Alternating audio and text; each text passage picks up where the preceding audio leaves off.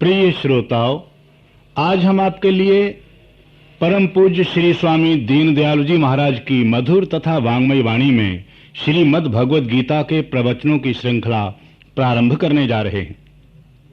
इस श्रृंखला को इंद्रलोक एवी सिस्टम्स इंडिया प्राइवेट लिमिटेड ने ऑडियो तथा वीडियो दोनों तरह से तैयार किया है। श्रीमद् भगवद गीता भक्ति, ज्ञान, वैराग्य तथा योग और कर्म संन्यास की पद्धति के लिए विश्व विख्यात है। आकार में छोटे होते हुए भी भगवद गीता अपने ज्ञान भंडार के लिए सुप्रसिद्ध है। वास्तव में भगवद गीता आनंद कंद भगवान श्री कृष्ण के मुखारविंद से निकली मधुर गीतों की वह गंगा धारा है जिसने विश्व भर के 100 से अधिक देशों में बहकर कलयुग में संतप्त प्राणियों के हृदय को शांति और शीतलता प्रदान की है। देखिए, परिस्थिति कितनी विषम है कि लाखों की संख्या में सेनाएं दोनों ओर युद्ध के लिए तत्पर हैं। युद्ध का उद्घोष हो चुका है, शंख, भीरी, नफीरी, नगाड़े बज रहे हैं।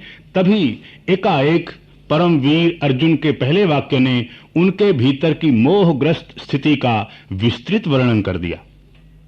अर्जुन का ये कहना, यावदेतान निरीक्षेऽहं योधु कामान अवस्थिताम कैर्मया सहयोधव्यम अस्मिन् रण समुद्यमे।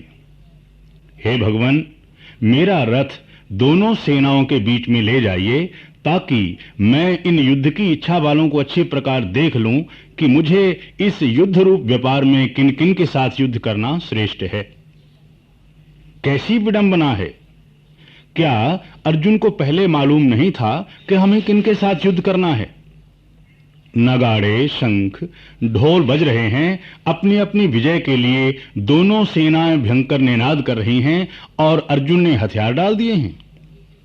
ऐसी विषम स्थिति में भी श्री भगवान के मुखारविंद से गीतों की धारा प्रस्फुटित हो रही है। ये सब कैसे हुआ?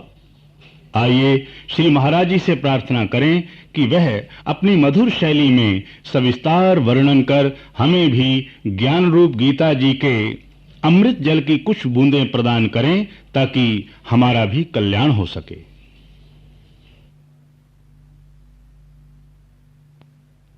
ओम नमः परमहंसास्वादित चरण कमल चिन्मय करंदाय भक्तजनमानस निवासाय श्री रामचंद्राय विश्वसर्ग विसर्गादि नवलक्षण लक्षितं श्री कृष्णाक्षं परं धाम जगद्धाम नमामि तत्। नारायणं नमस्कृत्य नरं चैव नरोत्तमं देवीं सरस्वतीं व्यासं ततो जयमुदीरयतु। गुरुर्ब्रह्मा गुरुर्विष्णुर्गुरुर्देवो महेश्वरः गुरो साक्षात् परब्रह्म तस्मै श्री गुरवे नमः। अखण्डमण्डलाकारं व्याप्तं येन चराचरं तत्पदं दर्शितं येन तस्मै श्रीगुरवे नमः। तस्मै श्रीगुरवे नमः।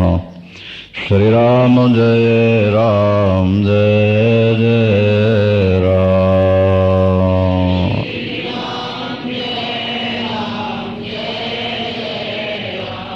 श्री राम जय राम जय जय राम।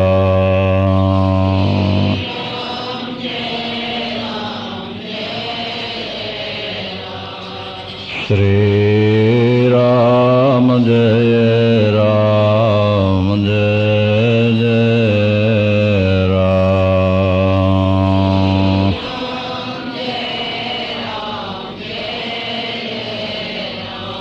धर्म की अधर्म का प्राणियों में विश्व का गोहत्या गौ माता के हर हर महा शिवा के बिहारी लाल की। भगवद गीता भगवान कृष्ण का हृदय है।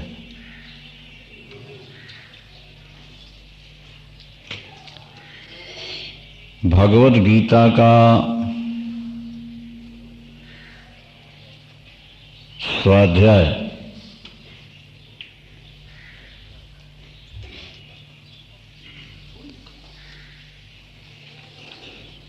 भगवद गीता का स्वाध्याय, भगवद गीता का श्रवण ज्ञान नेत्रों को खोल देता है।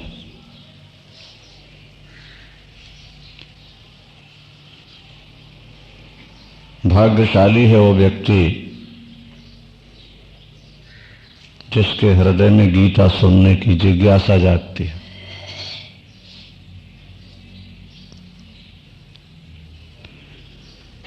भगवान कृष्ण कहते हैं, गीता मेरा हृदय है, गीता में हृदयम पार्थो।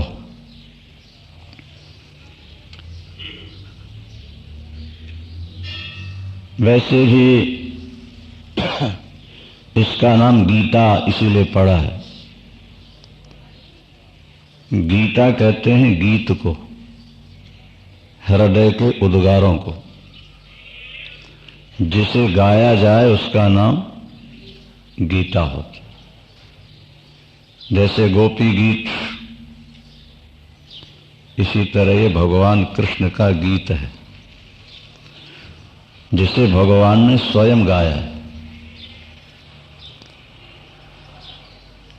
वराह पुराण में भगवान कृष्ण कहते हैं, गीताश्रयहम तिष्ठामि, मैं गीता के आश्रित होकर रहता हूं। गीता में चोत्तमम गृहम, गीता मेरा घर है। और गीता ज्ञान मुपाश्रित्यो, गीता ज्ञान का सहारा लेकर मैं 3 लोकों का पालन करता हूं।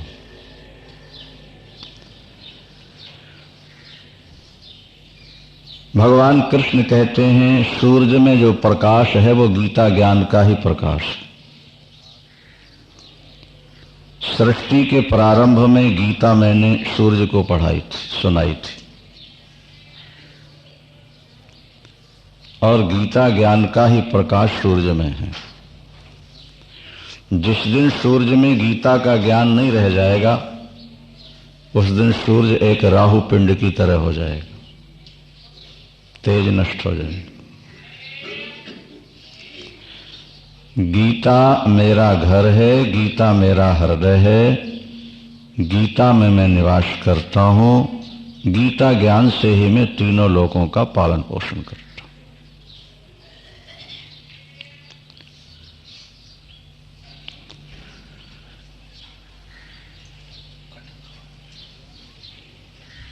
भगवान कृष्ण कहते हैं, जो गीता दूसरों को सुनाते हैं या गीता जो लोग सुनते हैं, पढ़ते हैं, उनसे ज्यादा प्यारा दुनिया में मेरा कोई हो नहीं सकता। जो पढ़ ना सके, प्रचार न कर सके, तो भगवान कहते हैं, श्रद्धावानन सूयश्च शृणुयादपि यो नरः। अगर श्रद्धावान होकर के सुन भी लेता है, वो भी मुक्त होगा, पुण्य लोकों में जाकर निवास करेगा। गीता कहां सुनाई गई, गीता की पृष्ठभूमि क्या है, इस पर थोड़ा आज विचार करें। गीता का महात्म्य क्या है, इस पर विचार करें। गीता कुरुक्षेत्र में भगवान कृष्ण ने सुनाई। एक ओर 11 अक्षौणी सेना खड़ी है, दूसरी ओर 7 अक्षौणी सेना।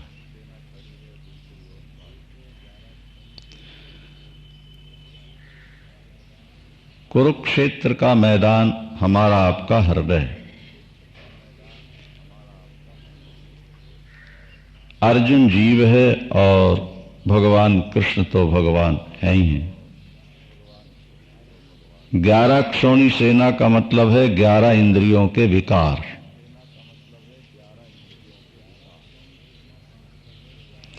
एक एक इंद्री में जो अनेक वासनाएं हैं, इच्छाएं हैं, वही 11 अक्षौणी सेना है। इस ओर 7 अक्षौणी सेना है।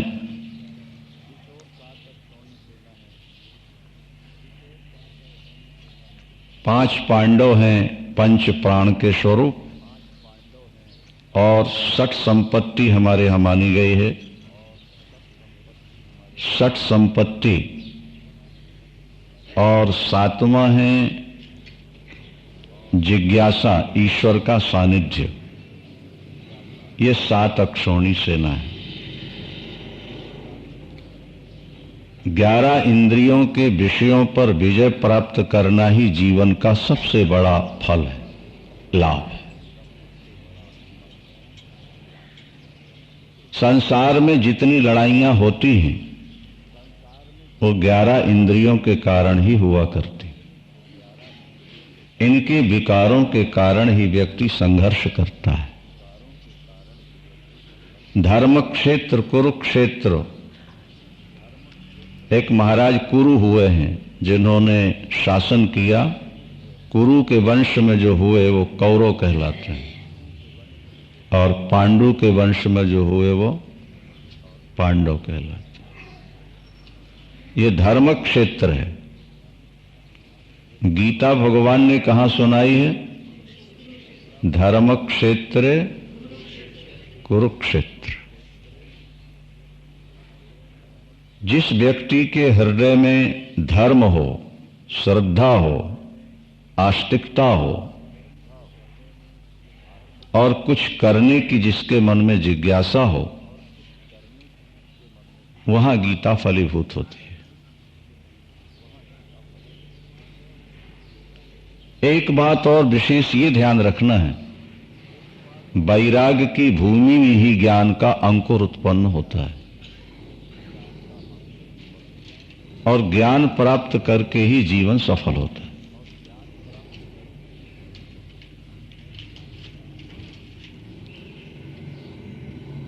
जब तक जीवन में वैराग्य नहीं है तब तक ज्ञान का उदय नहीं होगा, और ज्ञान की प्राप्ति के बिना शांति नहीं मिलेगी। जीवन में कुछ भी करते रहो आप। शांति का सूत्र है ज्ञानम लब्ध्वा पराम शांतिम। गीता में भगवान कृष्ण कहते हैं ज्ञान पाकर ही तुम्हें अखंड शांति मिलेगी। ज्ञान के लिए वैराग्य की आवश्यकता है। इस पर चर्चा करेंगे, उससे पहले आप थोड़ा महात्म्य सुनिए। गीता के प्रारंभ में 7 श्लोकों में महात्म्य दिया गया है। गीता शास्त्रमिदं पुण्यम यह पठेत प्रयतः पुमान् विष्णु पदमवाप्नोति भय शोकादि वर्जितः। ये गीता शास्त्र पुण्य शास्त्र है, परम पवित्र शास्त्र है। जो व्यक्ति श्रद्धावान होकर के इसको पढ़ता है, शरीर छोड़ने के बाद वो निश्चित वैकुंठ प्राप्त करता है, वृंदावन।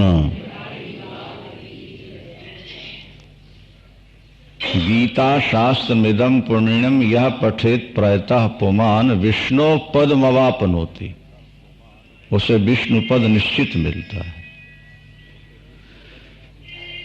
वैकुंठ, वैकुंठ का स्वरूप क्या है, लक्षण क्या है? बोले भय शोकादि वर्जिता। न वहां भय है और न शोक है। गीताध्ययन शीलस्य प्राणायाम परस्य च नैव सन्ति ही पापानि पूर्व जन्म कृतानि च। जो व्यक्ति नित्य गीता का स्वाध्याय करता है और प्राणायाम का अभ्यास जिसने किया हुआ है, नैव सन्ति ही पापानि पूर्व जन्म कृतानि च, ऐसे व्यक्ति के जीवन में पाप नहीं रह सकेंगे। जन्म जन्मांतर के जितने पाप ताप हैं वे सब समाप्त हो जाएंगे अगर गीता का स्वाध्याय किया जाएगा तो। गीताध्ययन शीलस्य प्राणायाम परस्य च नैव संति ही पापानि पूर्व जन्म कृतानि च।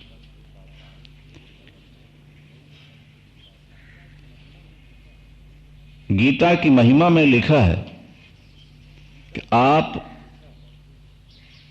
अनेक ग्रंथ पढ़ते सुनते हैं, ये सब छोड़िए, केवल गीता का स्वाध्याय कर लीजिए। दूसरे ग्रंथों में विस्तार बहुत है, सार थोड़ा है। गीता में सार बहुत है, विस्तार थोड़ा है। गीता केवल 700 श्लोकों में, हाँ? और हम कहा करते हैं कि हारमोनियम में स्वर भी 7 ही होते हैं। कितने होते हैं भाई? हाँ? ऐसा कोई गीत है जो 7 स्वरों में न निकल सके? कहना पड़ेगा ऐसा कोई गीत नहीं दुनिया में। स्वर केवल 7 हैं, लेकिन दुनिया का हर गीत उन 7 स्वरों से निकाला जा सकता है। इसी तरह गीता में श्लोक 700 हैं। आपके जीवन का कोई ऐसा प्रश्न नहीं जिसका उत्तर गीता से न मिल जाए। 700 श्लोक। आप जीवन संबंधी कोई प्रश्न करें, उत्तर हम गीता से आपको दे देते हैं। यह गीता की विशेषता है। इसलिए लिखा हुआ है गीता का स्वाध्याय करो। नित्य गीता पाठ करना चाहिए। नहीं कर सकते पाठ तो आजकल तो ऑडियो वीडियो की बड़ी व्यवस्था हो गई विज्ञान के युग में। बिस्तर पर लेटे लेटे भी सुनते रहिए, बैठे बैठे भी सुनते रहिए, देखते रहिए। गीता के प्रति रुचि बढ़ाओ। जिस दिन गीता का ज्ञान आपके अंदर प्रवेश कर जाएगा, उस दिन आप बादशाहों के बादशाह हो जाओगे, पीरों के पीर हो जाओगे। उस दिन आपको अखंड शांति का अनुभव हो, अखंड शांति। क्योंकि भगवान ने स्वयं गाया है ना, जो बात परमात्मा कहेंगे उसका महत्व ज्यादा हो। शब्द थोड़े, अर्थ बहुत। और एक बात आप और समझ लीजिए कि भगवान ने अर्जुन को गीता कब सुनाई है? जब अर्जुन मोह के कारण विषादग्रस्त हो गया। नहीं, मैं अपने लोगों को कैसे मारूं, इससे मोह, यह मोह कहलाता है। संसार के लोगों को अपना मान लेना, माया के पुतलों को अपना मान लेना, इसी का नाम मोह है। मोह की व्याख्या हमारे शास्त्रों ने की है। मम माता मम पिता गृहेयं गृहिणी ममो एतदन्यच्च मे सर्वम समोह इत कीर्तिता। मोह शब्द की व्याख्या, ये मेरी माँ है, ये मेरे पिता हैं, ये मेरी पत्नी है, ये मेरा पुत्र है, ये मेरा मकान है, ये मेरी दुकान है। ये जो मेरा मेरा मेरा जो आप बोलते हैं, इसी का नाम मोह। और मोह से ही विषाद होता है। विषाद माने तनाव, अशांति, पीड़ा। क्या समझे आप? जीवन के दुखों का मूल कारण है मोह। अर्जुन को हुआ है मोह, ये मेरे हैं। क्या समझे आप? ये मेरे हैं। ये सारा संसार मोह में फंसा हुआ है। मोह निशा सब सोव निहारा, कि देखिए सपन अनेक प्रकारा। स्वप्न में प्राप्त वस्तु अपनी नहीं होती, लेकिन स्वप्न काल में अपनी मालूम पड़ती है। अनेक बार आप लोग सुन चुके हैं, रात्रि में नेत्र बंद रहते हैं स्वप्न काल में। बंद नेत्रों से हमें जो मिलता है स्वप्न में आंख खुलते ही चला जाता है, और खुली आंखों से जो हमको मिला हुआ है वो आंखें बंद होते ही छूट जाना। इसलिए दोनों स्वप्न है। वो स्वप्न थोड़ा है, ये लंबा है। भागवतकार लिखते हैं, दीर्घ स्वप्न मिमम विद्धि दीर्घम व चित्त विभ्रम। जागृत अवस्था क्या है? बोले लंबा स्वप्न है। ये रात्रि का 2-4 घंटे का है और दिन का 40, 50, 60, 70, 80 वर्षों का है। वहां आंख खुलते कुछ नहीं है और यहां आंख बंद होते कुछ नहीं, पर हमने उनको सब कुछ मान करके संभाल लिया है। इसी का नाम मोह है। और मोह की निवृत्ति हो जाए, जीवन में दुख कभी नहीं आएगा। मोह की निवृत्ति का सबसे बढ़िया साधन गीता श्रवण है।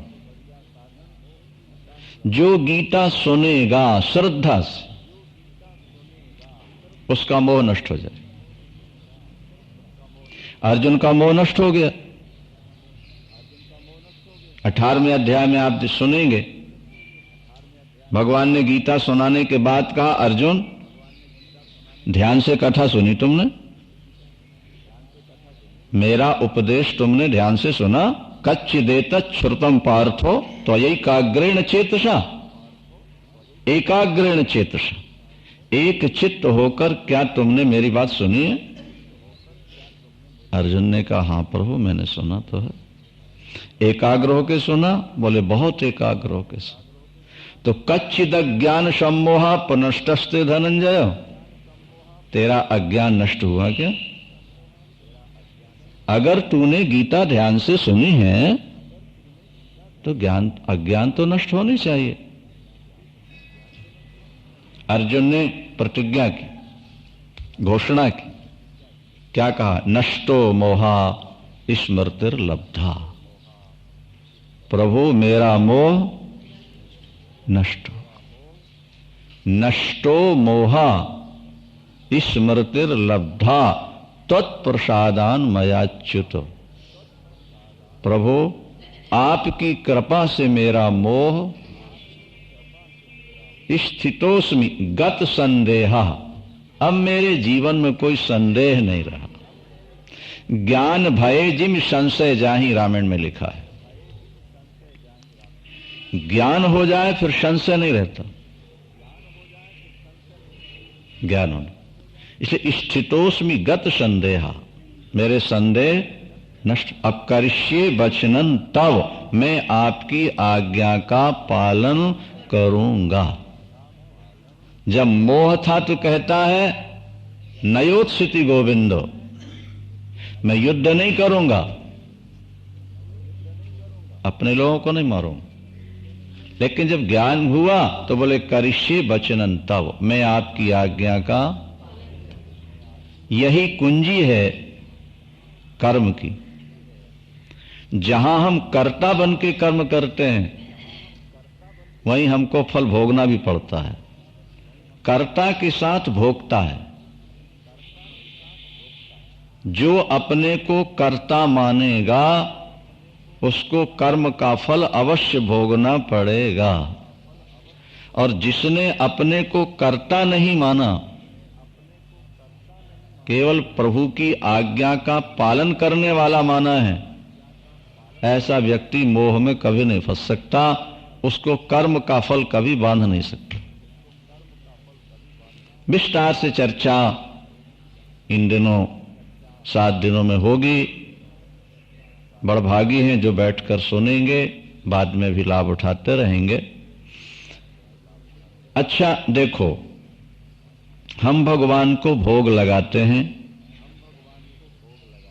और उस प्रसाद को हम बड़ी श्रद्धा से, बड़े प्यार से खाते हैं। उसमें श्रद्धा प्यार क्यों जागा? बोले ये भगवान का प्रसाद है। प्रसाद का मतलब क्या होता है? कोई वस्तु ठाकुर ने खा ली, अब जो बच गई वो प्रसाद। जो परमात्मा के मुंह लग गई वो प्रसाद है। ठीक है ना? अब जरा गीता पर विचार करो। भगवान कहते हैं गीता मेरा हृदय है,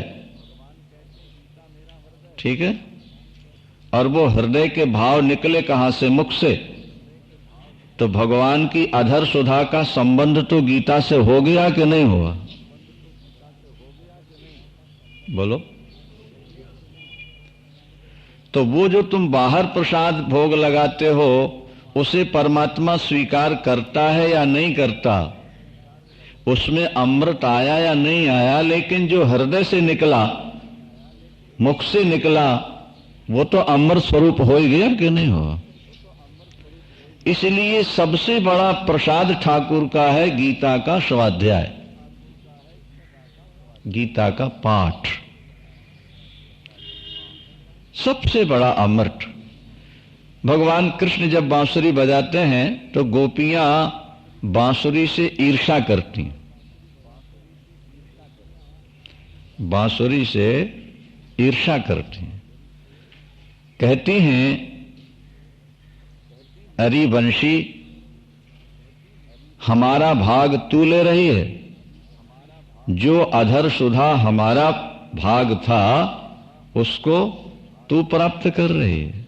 का अभिप्राय यह हुआ कि परमात्मा के मुख से जिस वस्तु का स्पर्श हो जाए वो अमृत है, और उसको जो पान कर ले वो भी अमृत हो जाएगा, ईश्वर को पा जाएगा। तो परमात्मा ने क्या किया ये तो हम बार बार सुनते रहते हैं। परमात्मा ने अवतार लेकर क्या किया ये तो हम भागवत रामायण के रूप में बार बार सुनते हैं, सुनते रहेंगे। लेकिन परमात्मा ने हमारे कल्याण के लिए क्या कहा, इस पर हमको विशेष ध्यान देना। परमात्मा जो लीलाएं करते हैं वो बहुत सारी लीलाएं हमारे लिए ग्राह्य हैं और बहुत सारी अग्राह्य भी हैं। हम सुन सकते हैं, उनका अनुकरण नहीं कर सकते। बहुत सारी लीलाएं ऐसी हैं। लेकिन गीता का तो एक एक वाक्य ऐसा है कि जो हमें आपको ग्रहण करना होता। प्रत्येक वाक्य प्रभु का हमारे लिए उपदेश है, अमृत। और गीता का एक वचन भी अगर जिंदगी में अमल हो गया तो आपका कल्याण हो सकता है। एक वचन भी अगर बैठ जाए बुद्धि में, आपका प्रयास करेंगे कि वो सुनने वालों के हृदय में कुछ प्रवेश करे। गीता समझ में कब आती है? जब वैराग्य बहुत होता है। जब तक प्रबल वैराग्य नहीं होगा गीता समझ में नहीं आती। आप लोगों को शायद जानकारी नहीं होगी, महाभारत युद्ध पूर्ण हो गया, पांडव राजा बन गए। एक दिन पार्थ ने कहा अर्जुन ने, बोले प्रभु आपने कुरुक्षेत्र में गीता सुनाई थी मुझे। भगवान ने कहा हाँ सुनाई तो थी। बोले उसके बाद युद्ध करना पड़ा। कुछ विस्मृत हो गई, क्या दोबारा सुना सकेंगे आप? भगवान मुस्कुराए, बोले पार्थ, न अब वो कुरुक्षेत्र का मैदान है, न अर्जुन का मोह है, और न वो कृष्ण है जो गीता सुना रहे थे उस समय तक। जब तक वो व्याकुलता नहीं आएगी तब तक गीता का ज्ञान असर नहीं करेगा पार्थ। पर तुम सुनना चाहते हो तो हम तुम्हें दोबारा अनुगीता सुना देते हैं, गीता नहीं सुनाए। महाभारत में एक अनुगीता है, गीता के बाद अनुगीता। बोले वो तुम्हारी व्याकुलता के बाद योग में स्थित होकर मैंने जो सुनाया वो तो वही परिस्थिति हो तभी वो बात सुनाई जा सकती है पार्थ। अब गीता नहीं, अनुगीता से। कहने का अभिप्राय हमारे सिर्फ यही है कि आप लोग बहुत दिनों से रामायण, भागवत, भजन, पूजन, कीर्तन करते आ रहे हो। अब अगर गीता का ज्ञान आप श्रवण करके धारण कर लो तो जीवन को एक नई रोशनी मिलेगी, आपका तनाव कम होगा, आपकी भक्ति बढ़ेगी, आपका ज्ञान और विज्ञान बढ़ेगा।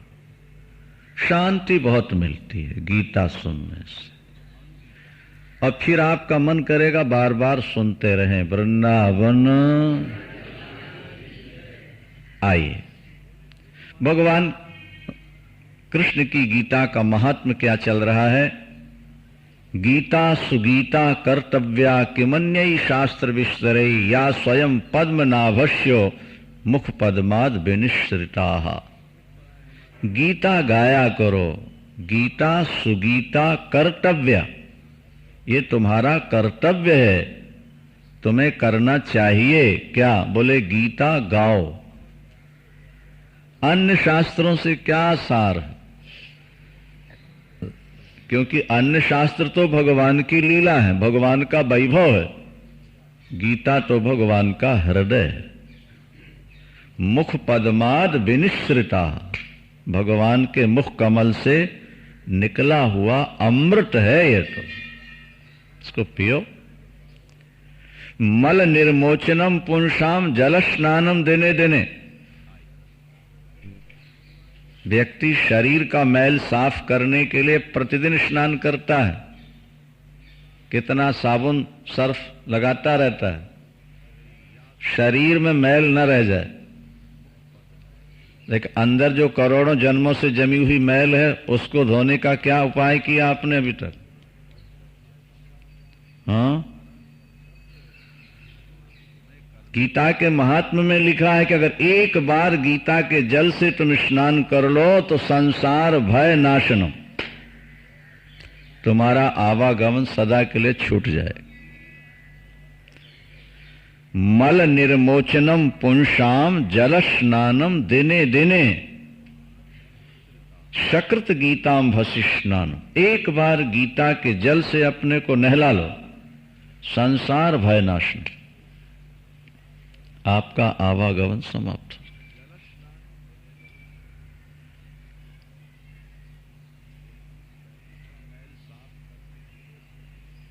गीता समस्त शास्त्रों का सार है।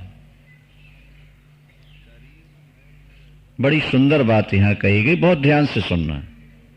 ये जितने वेद और उपनिषद हैं ये गाय है। गाय के लिए बछड़ा चाहिए और ग्वाला चाहिए। बिना बछड़े के गाय दूध नहीं देती, और निकालने वाला ग्वाला भी चाहिए ना। तो समस्त वेद और उपनिषद हैं गाय, और बछड़ा बन गया अर्जुन, और ग्वाला तो गोपाल है ही, उनका नाम ही गोपाल है। समस्त वेद शास्त्र रूपी गाय से पार्थ रूपी बछड़े के माध्यम से गोपाल ग्वाल ने, गोपाल कृष्ण ने अमृत दुह लिया। पिया किसने? बोले अर्जुन। बछड़े को तो थोड़ा ही मिलता है। मान लो कोई गाय 40 लीटर दूध देने वाली है, हाँ, तो बछड़े को तो लीटर ही 2 लीटर मिलेगा ना, बाकी तो दूसरे ही पिया करते हैं। तो अर्जुन ने तो पिया, पी करके थोड़ा बहुत भूल भी गया, अभी आपने सुना। बाकी जो बचा वो हमारे आपके लिए भगवान ने छोड़ दिया है, इसको पियो और अमर हो जाओ। नहीं। शंकराचार्य, आदि शंकराचार्य भगवान कहते हैं कि अर्जुन को निमित्त बनाकर प्रभु ने जगद हिताय गीता सुनाई है। क्या? अर्जुनम निमित्तीकृत्य जगद हिताय आह भगवान वासुदेवा। जैसे माइक का माध्यम लेकर हम अपनी आवाज दूर तक भेजना चाहते हैं, दूसरों को सुनवाना चाहते हैं, इसी तरह भगवान ने अर्जुन को एक माध्यम बना लिया और सारे संसार के लिए अपना हृदय, अपना भाव, अपने उद्गार, अपना अमृत दुनिया को बांट दिया।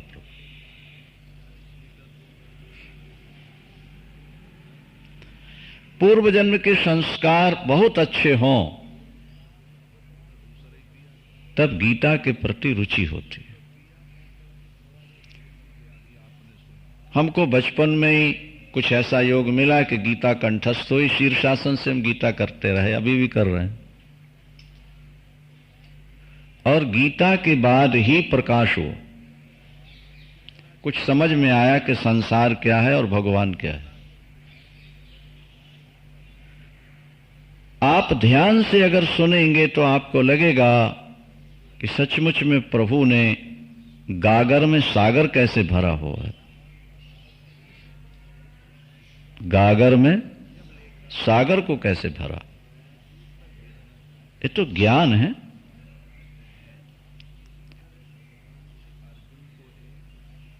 अपने हृदय में ज्ञान की ज्योति जगानी हो, शांति पानी हो, गीता की शरण में आ जाओ। अपने यहां लिखा हुआ है, एकम शास्त्रम देवकी पुत्र गीतम। दुनिया में शास्त्र एक ही है। कौन सा? जिसे भगवान कृष्ण ने गाया है।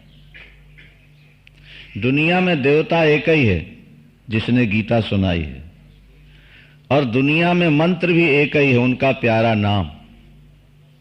और कर्म भी वही कर्म है जो उसके लिए किया जा रहा हो, बाकी सब बंधन के हेतु।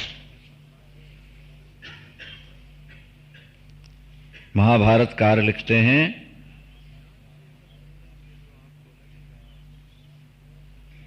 भीष्म द्रोण तटा जयद्रथ जला। महाराज गांधार नीलोत्पला। ये महाभारत युद्ध क्या है? बोले एक विशाल नदी है, गहरी, जिसके दोनों तट हैं, किनारे भीष्म और द्रोणाचार्य। और जल क्या है? बोले जयद्रथ उसमें जल बन करके बह रहा है। और उसमें कमल क्या है? नीले कमल। यह पत्थर, बोले वो है शकुनी। शकुनी। इस नदी के अंदर बड़ी बड़ी तरंगें उठ रही हैं, बड़ी बड़ी तरंग, कारण उसमें विशाल तरंगों के रूप में है। बड़े बड़े मगरमच्छ हैं इसके अंदर। अश्वत्थाम विकर्ण घोर मकरा।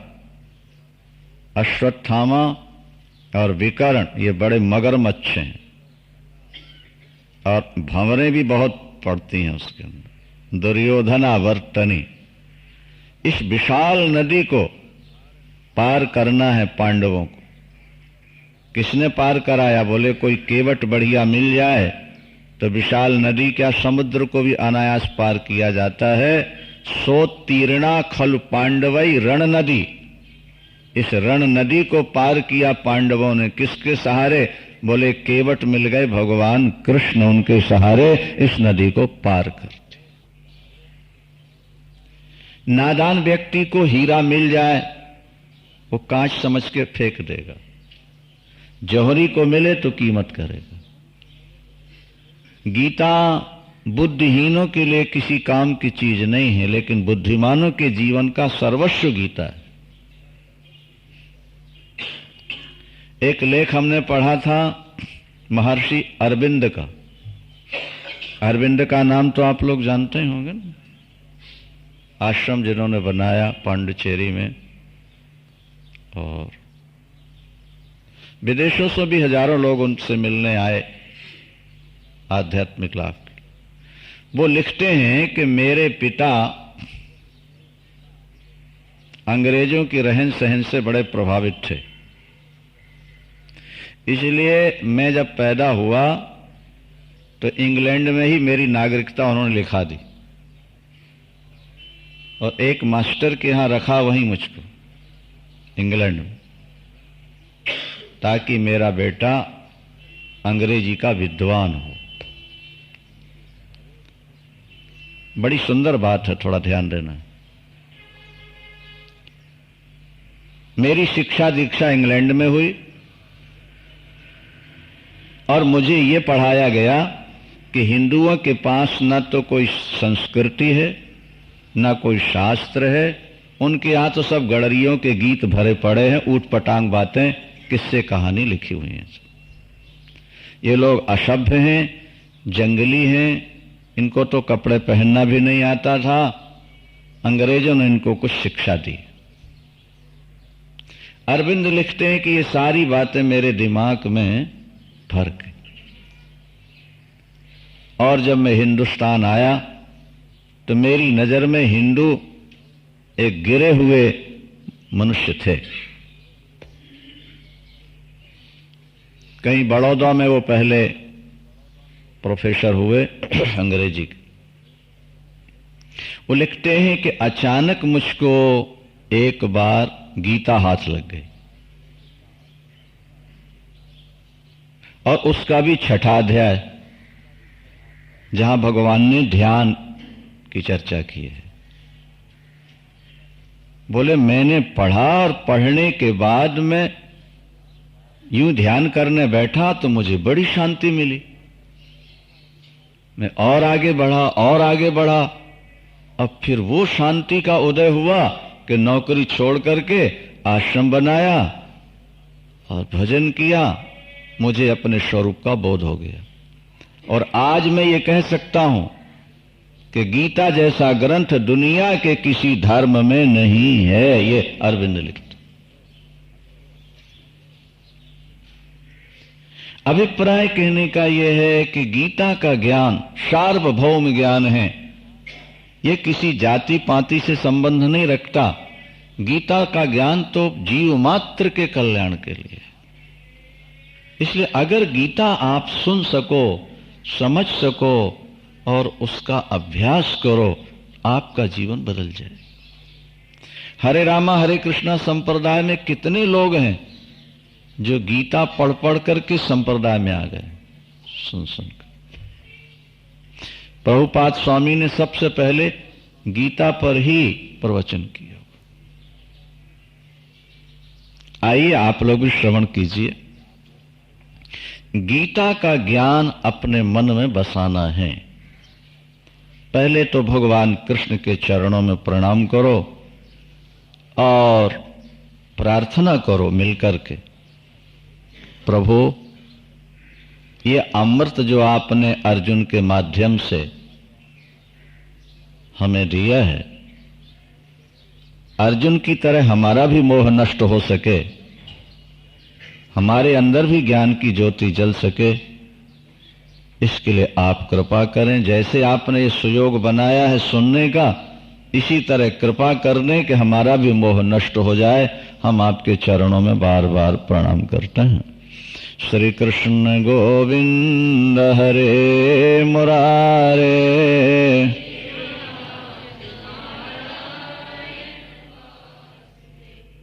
हे नाथ नारायण,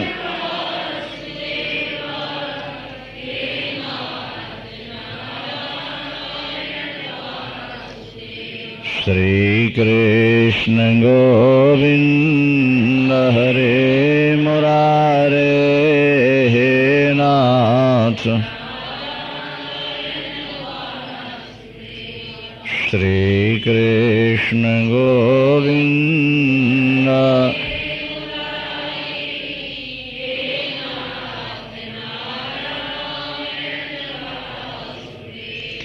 बांके बिहारी लाल की। कुरुक्षेत्र का मैदान, 18 अक्षौणी सीना, एक और 11 और दूसरी ओर 7। जरा सा बढ़ा दो। वृंदावन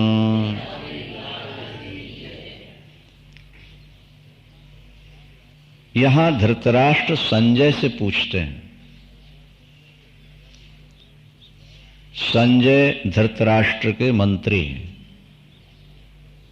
संजय शब्द का अर्थ है जिसने अच्छी प्रकार अपनी इंद्रियों पर विजय प्राप्त कर ली हो, उसका नाम।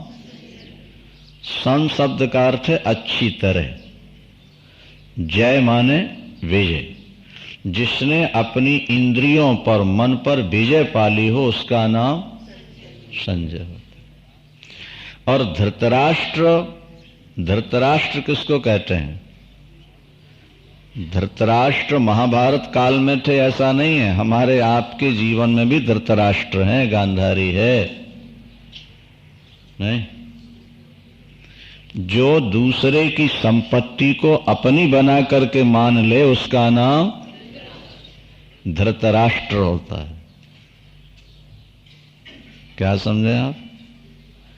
धृत माने धारण कर लिया, अपना लिया दूसरे के राष्ट्र को। जिस ये हमारा मन जो है ना, यही धृतराष्ट्र। यह दूसरे की वस्तुओं को अपनी मान लेता है। वस्तु किसी की है, प्यारी हमको लगी, अपना मान लिया। हर जीवन के साथ धृतराष्ट्र है, समझ लेना। और गांधारी भी है। गांधारी माने विवेकहीन बुद्धि, जिसने अपनी आंखों में पट्टी बांध ली नहीं। मन जैसा कहे, बुद्धि वैसा ही करे, वो गांधारी है। जो मन की गलत विचारों को रोक न सके, उसका नाम गांधारी है। हमारे जीवन में भी धृतराष्ट्र है, हमारे जीवन में भी, और दुर्योधन और दुशासन ये भी हैं। ये दुर्शब्द लगा ना इनके अंदर। ये दुशासन का मतलब कुशासन।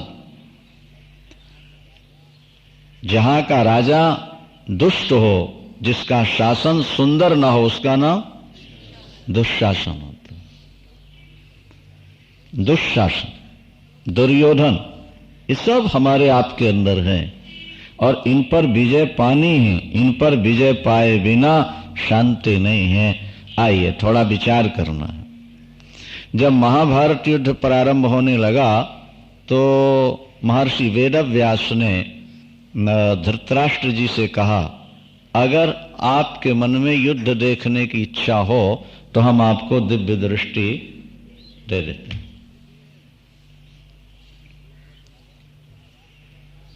तो धृतराष्ट्र ने कहा, युद्ध का परिणाम क्या होगा व्यास जी, आप तो सब जानते ही हैं, बता दीजिए। बोले, तुम्हारे पुत्रों का नाश होगा, पांडवों की विजय हो।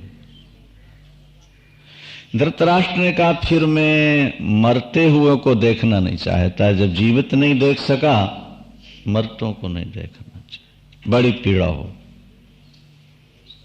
फिर बोले, सुनने की इच्छा जरूर है कि महाभारत का परिणाम क्या हो रहा है, कैसे लड़ाई हो रही। ठीक है, फिर आपके मंत्री संजय को हम दिव्य दृष्टि दे देते। वो आपके पास बैठा हुआ सब कुछ देखेगा। नहीं, टीवी ने, वीडियो ने ये बात सिद्ध कर दी कि देखा जा सकता। पहले लोग कहते सब गपशप है, व्यर्थ की बातें व्यास जी ने लिखी हैं, लेकिन जब टीवी चल गई तो लोगों ने माना कि हो सकता है। अच्छा, टीवी से भी एक विशेषता उसमें थी। महाभारत में लिखा कि व्यास जी कहते हैं, संजय, योद्धा खड़ा हुआ मन में क्या सोच रहा है यह भी तुमको पता लग जाएगा और तुम बताते जाओ। ये टीवी तो नहीं बता सकती ना व्यक्ति के मन में क्या है। योद्धा खड़ा है, किस पर शस्त्र चलाना चाहता है, किस तरफ जाना चाहता है, इंगित चेष्टित भाषित ऐसा लिखा हुआ है। उसके इशारे भी तुम समझेंगे, उसका भाषण भी समझोगे और उसका संकल्प भी तुम समझ लो। हस्तिनापुर में बैठे हुए संजय धृतराष्ट्र को महाभारत का युद्ध सुना रहे थे। आज धृतराष्ट्र ने पूछा, क्या पूछा? यहां से गीता प्रारंभ होती है। धृतराष्ट्र का एक ही श्लोक है गीता में, केवल प्रश्न है खाली, अंत में कुछ नहीं। गीता सुनते सुनते धृतराष्ट्र शून्य हो गए, क्योंकि अंतिम श्लोक आप, पहला श्लोक क्या है? धर्म क्षेत्रे कुरुक्षेत्रे समवेता युयुत्सवः मामका पांडवाश्चैव किम कुर्वत संजय। धृतराष्ट्रवाच, धृतराष्ट्र ने पूछा, संजय धर्म क्षेत्र कुरुक्षेत्र के मैदान में मेरे और पांडु के पुत्रों ने मिलकर क्या किया? बस एक प्रश्न ही है।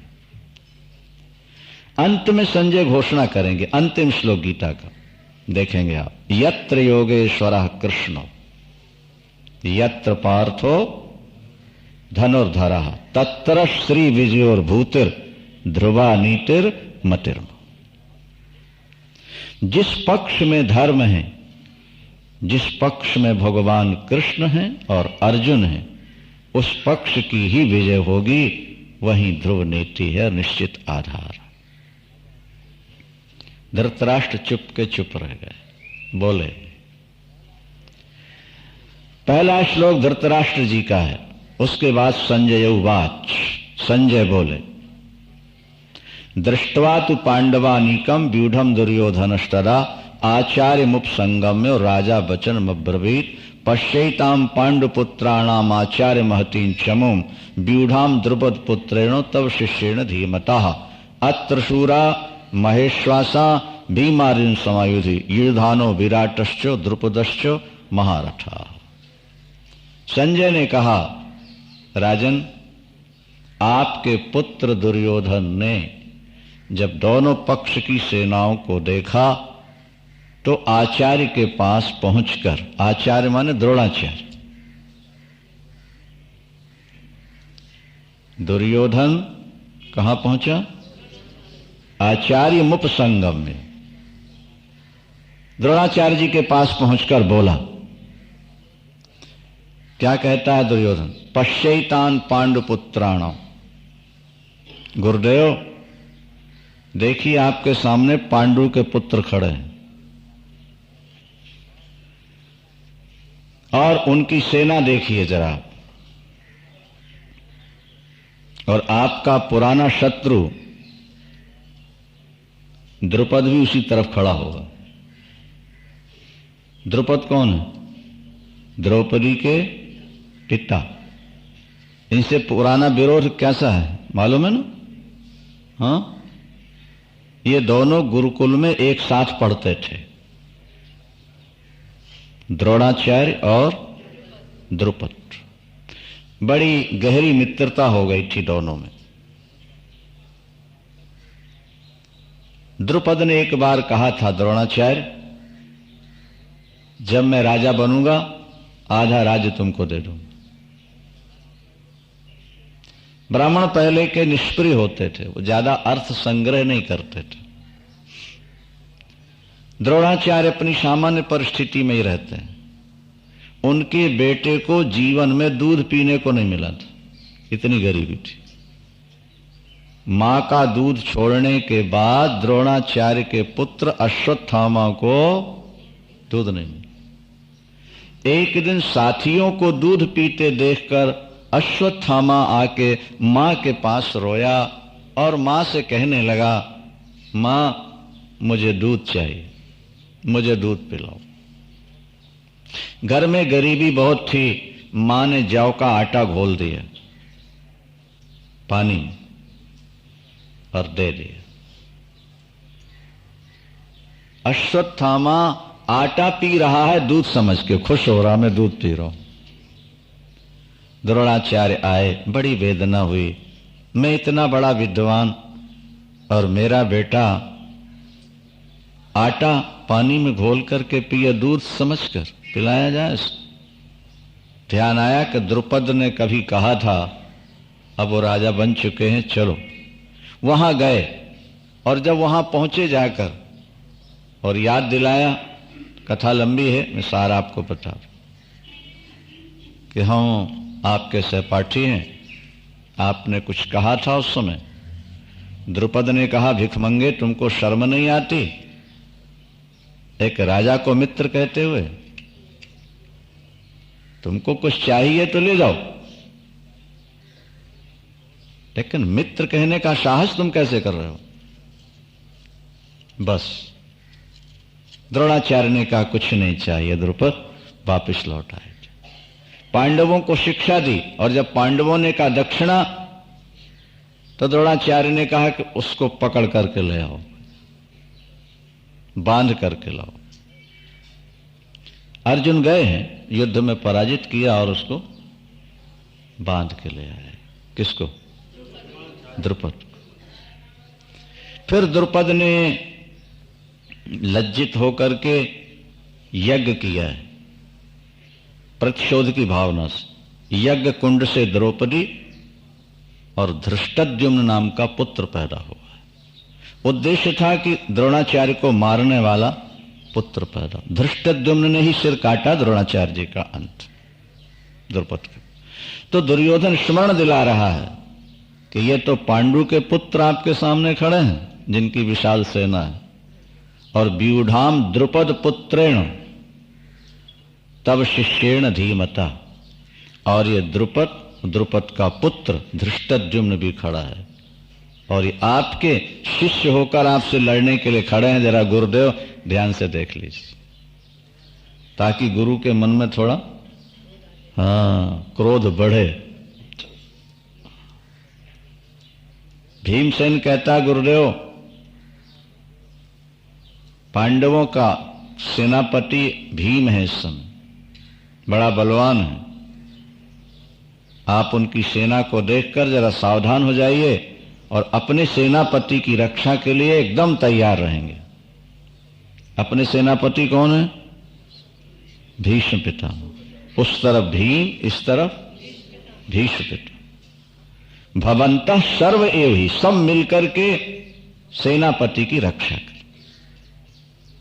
भीष्म जी ने देखा कि दुर्योधन मेरी सुरक्षा की व्यवस्था कर रहा है, मुझ पर विश्वास किए, भीष्म जी ने शंख बजा दिया। क्या किया? तस्य संजनिन हर्षम कुरु वृद्धा पितामह सिंहनादम विनद्योच्चै शंखम दधमौ प्रतापवा। भीष्म जी ने शंख बजा। भीष्म जी का उत्साह बढ़ाने के लिए कौरव पक्ष के जितने सेनापति थे, सैनिक थे, उन्होंने भी शंख बजा। बात पर बहुत ध्यान देना है। जो व्यक्ति गलत काम करता है, ना तो उसकी वाणी में शक्ति रहती है और ना ही उसके हृदय में बल होता है।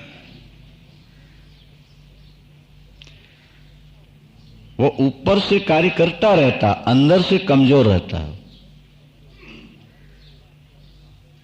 रामायण में लिखा है कि जब रावण सीता जी का हरण करने आया तो बड़ी सुंदर बात लिखी। भगवान शंकर कहते हैं, पार्वती, जिसके डर से देवताओं को न तो रात में नींद थी न दिन में भोजन था, जिसकी सभा में दिग्पाल हाथ जोड़े खड़े रहते थे, जिसने कभी कैलाश को अपने हाथों से उठाया था, आज रावण सीता हरण के लिए जब चला तो इस तरह से सशंकित है जैसे कुत्ता किसी के घर में रोटी लेने के लिए जाए और वो घबराया सा होता है। कुत्ते की तरह हो गया रावण।